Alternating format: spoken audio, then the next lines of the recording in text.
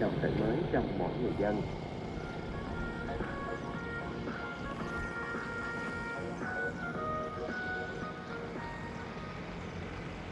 Quý vị vừa nghe bài viết bà Lâm Thu Hà liên quan trong phong trào thi đua đồng khởi mới.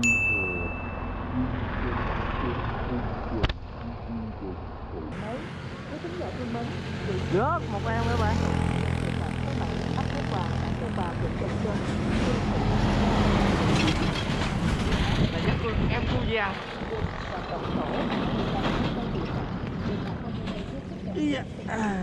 Đây bạn. Ok, một em đầu tiên. Chiên người. Ok. Cu vàng hả bạn?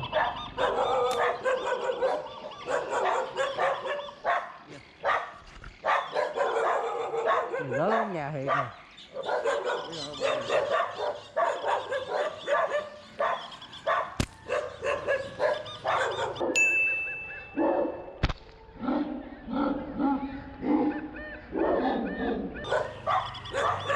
Ê, gớt ơi, gớt.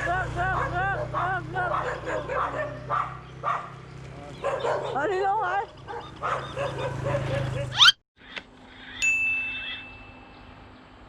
Xanh nha các bạn.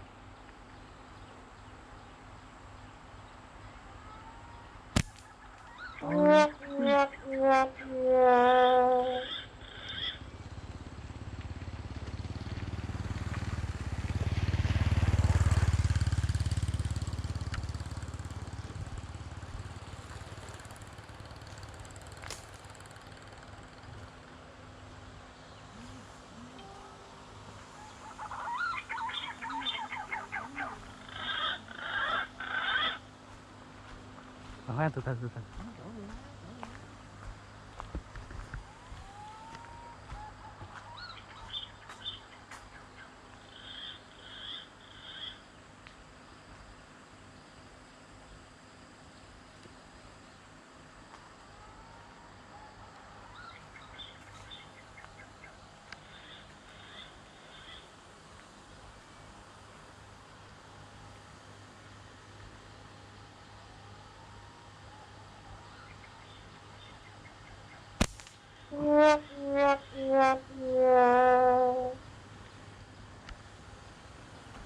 Kỳ ta.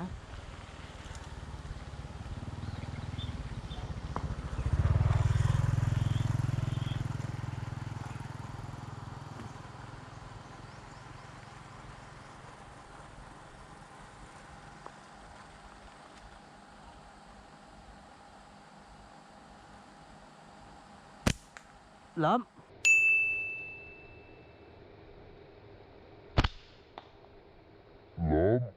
Một em cu xanh nha các bạn.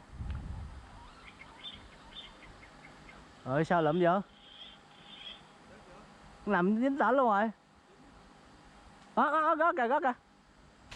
Rồi gót nha các bạn. Em cu xanh.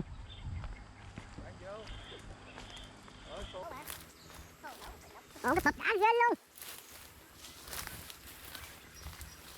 Cái cu xanh đầu tiên nha các bạn.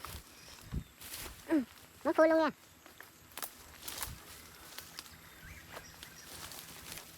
Chà, có dầu nữa. Lụm sao ăn ơi.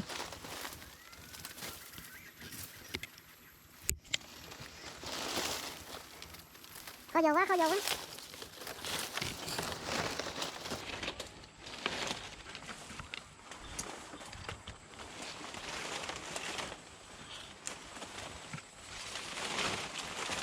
Đây.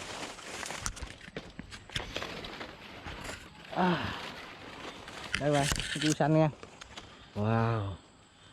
Đây nha, em cu xanh đầu tiên. Quá tuyệt vời. Ok, tiếp tục nha các bạn.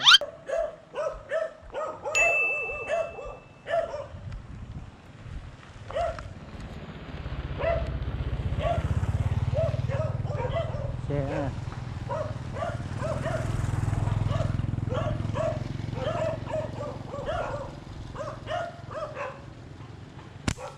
Trời ơi, nghe dây điện trước mặt đó.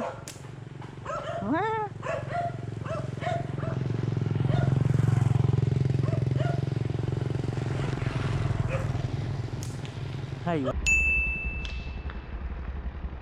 Quá. Còn con nữa gì hả? Còn con nữa giật, từ từ giật.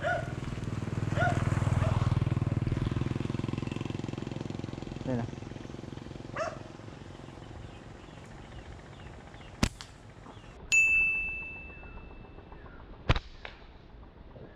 Lượm 2 con luôn. Dừng chỗ luôn. Ok, hai em nhân chài các bạn.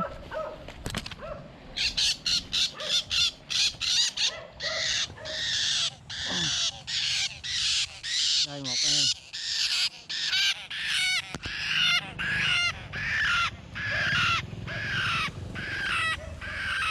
Đây, em thứ hai em nha. Ok, hai em.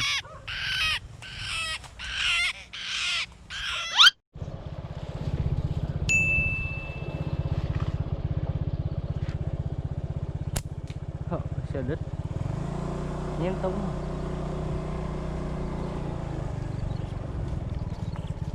Thọ.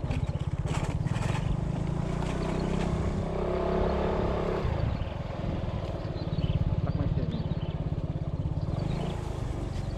Ôi. Mấy xe dừng hẳn dễ phanh. Rồi.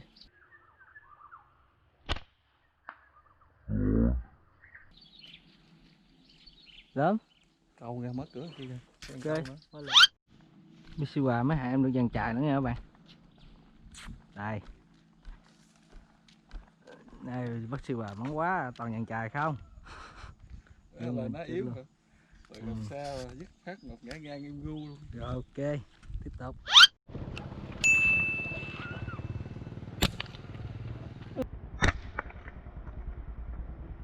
Trời ơi. Nghe mu lưng. Ôm bi. Xua vậy. Viên đạn bay thế mà. Nghe đầu rõ ràng.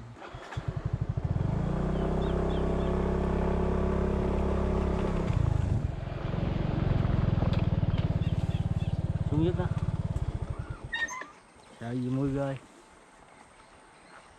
Lẹ nó bay.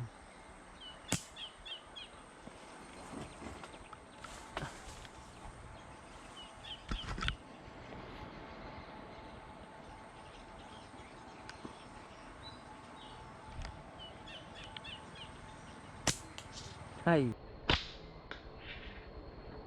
quá. Không còn nữa. Ôm bi rồi. Mai luôn rồi. Gì không dám. Mưa đã nha rồi. Mua vàng nữa rồi. Dướng à. Con. Thì sao lẫm? Thằng dạo này qua được mà. Leo được không đâu. Không. Thử rồi. Được không? Dưới đi. Nước lẫm đi.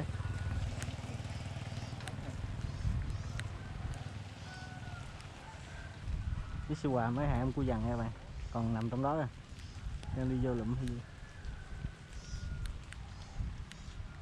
Chết luôn hay gì.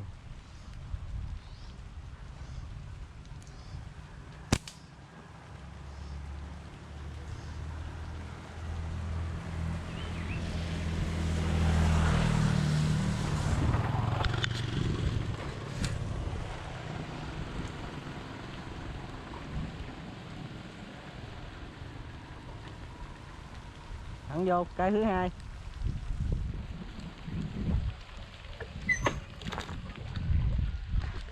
Xin vào hai em cô dằn nha. Trời mưa vậy mà cũng còn đứng dưới điện nữa các bạn. Chết luôn rồi. Đứng tắm mưa hay gì đây.